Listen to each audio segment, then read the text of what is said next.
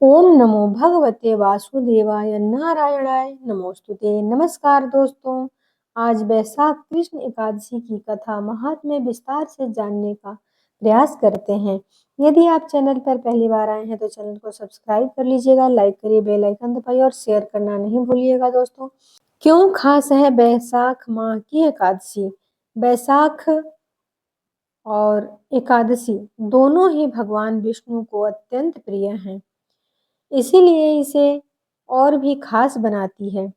वैशाख कृष्ण की एकादशी को हम बरुथनी एकादशी के नाम से जानते हैं। इस एकादशी को लोक और परलोक दोनों में ही सौभाग्य देने वाली मानी गई है। वैशाख माह की एकादशी सब पापों को नष्ट करने वाली, धन लक्ष्मी सुख प्रदान करने वाली होती है तथा अंत में मोक्ष प्रदान करती है। यदि कोई अभागिनी स्त्री इस व्रत को करे तो उसको सौभाग्य मिलता है। यह एकादशी 1000 वर्ष तक तप करने के बराबर फल देती है। बरुथनी एकादशी वैशाख मास के कृष्ण पक्ष की एकादशी को कहते हैं। मान्यता है कि धन की कमी को पूरा करने में यह व्रत बहुत प्रभावी माना जाता है। बरुथनी एकादशी के दिन भगवान विष्णु के वाराह रूप की पूजा की जाती है। इस व्रत को करने से कन्यादान के समान भी पुण्य प्राप्त होता है। बरुथनी एकादशी का व्रत रखने से सौभाग्य मिलता है, सभी पाप धुल जाते हैं। ऐसा माना जाता है कि भगवान विष्णु की कृपा से मोक्ष मिलता है। बरुथनी एकादशी का व्रत बहुत फलदायी होता है। अगर किसी ने गलती से कोई पाप किया है तो वह भी खत्म हो जाता है। भगवान विष्णु के आशीर्वाद से बरुथनी एकादशी व्रत करने वाले को मोक्ष की भी प्राप्ति हो जाती है। बरुथनी एकादशी व्रत कथा। धर्मराज युधिष्ठिर बोले, हे भगवान, मैं आपको नमस्कार करता हूँ। आपने चैत्र माह के शुक्ल की एकादशी कामदा एकादशी के बारे में विस्तार पूर्वक बतलाया। अब आप कृपा करके वैशाख कृष्ण एकादशी का क्या नाम है तथा उसकी विधि एवं महात्म्य क्या है, ये भी मुझे विस्तार पूर्वक बताइए। भगवान कृष्ण ने कहा, हे राजेश्वर, वैशाख माह के कृष्ण पक्ष की एकादशी को बरुथनी एकादशी के नाम से जाना जाता है। यह सौभाग्य देने वाली, सब पापों को नष्ट करने वाली तथा अंत में मोक्ष देने वाली है। इसकी महात्म्य कथा आपसे कहता हूँ।